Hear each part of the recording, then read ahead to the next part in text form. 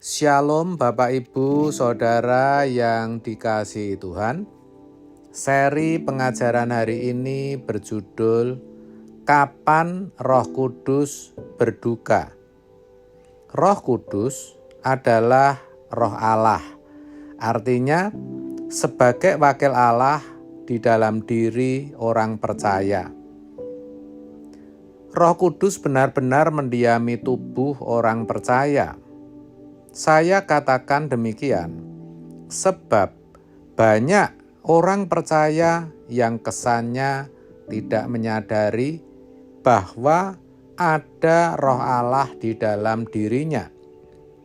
Hal itu terlihat dengan jelas dari peragaan hidupnya sehari-hari yang kurang memperhatikan keberadaan Roh Kudus.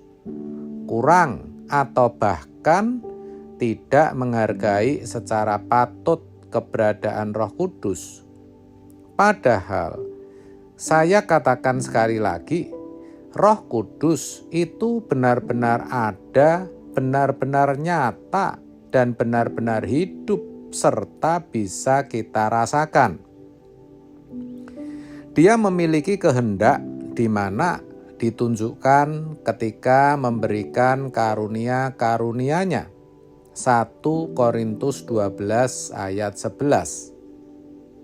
Karena hidup, Roh Kudus juga bisa berduka atau bersedih. Pertanyaannya, tahukah kita kapan Roh Kudus berduka? Saudara, Roh Kudus akan berduka atau bersedih ketika orang percaya menyerahkan tubuhnya yang adalah bait Allah itu kepada hawa nafsu dan mengerjakan dengan serakah segala macam kecemaran. Efesus 4 ayat 19. Dengan kata lain, ketika orang percaya tidak mau menanggalkan manusia lamanya. Saudara, orang yang percaya kepada Yesus diberikan meterai Roh Kudus. Tujuannya agar bisa mengenakan manusia baru, manusia Kristus. Efesus 4 ayat 24. Dan mengenakan manusia baru yang telah diciptakan menurut kehendak Allah di dalam kebenaran dan kekudusan yang sesungguhnya.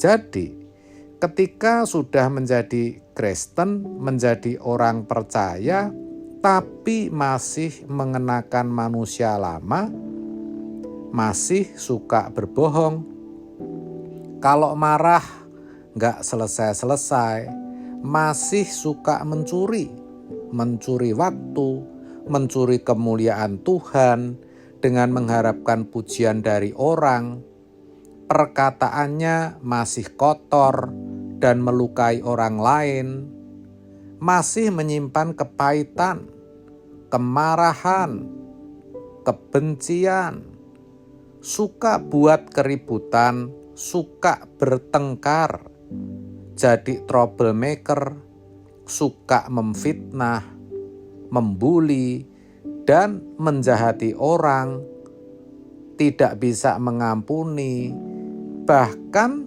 hal yang kelihatannya sepele seperti tidak ramah terhadap orang, bersikap cuek, tidak mau peduli.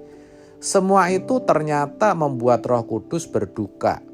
Efesus 4 ayat 25 sampai 29, ayat 31 sampai 32. Ternyata saudara, setelah kita mengerti akan hal ini dan kalau kita mau jujur, kebanyakan kita masih sering mendukakan Roh Kudus Allah.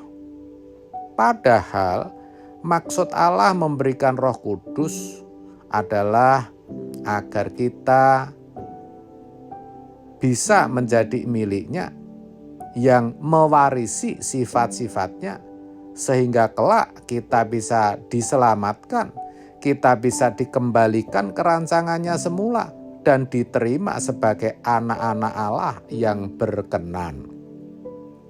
Itulah sebabnya jangan sampai kita mendukakan Roh Kudus, saudara.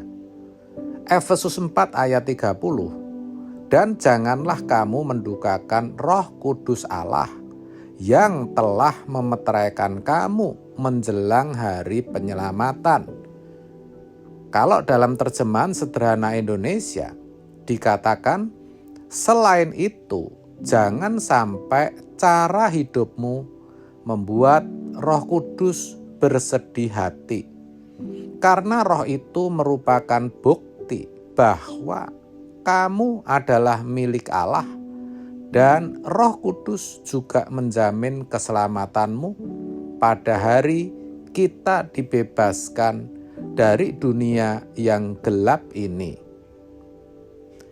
Dengan kata lain, saudara, kalau hidup kita terus mendukakan Roh Kudus, kelak ketika hari penyelamatan, kita tidak akan dibebaskan dari dunia yang gelap ini. Kita akan bersama-sama dengan dunia ini menjadi lautan api, menjadi sampah kekal. Dan ini sungguh mengerikan, saudara. Sebab itu, mari kita periksa, kita introspeksi diri. Sekiranya hidup kita masih penuh dengan hawa nafsu dan kecemaran, kita buang semua itu.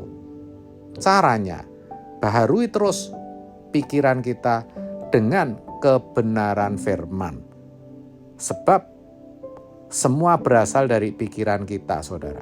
Percayalah, kalau itu kita lakukan, Roh Kudus tidak akan berduka, tapi justru akan menolong kita.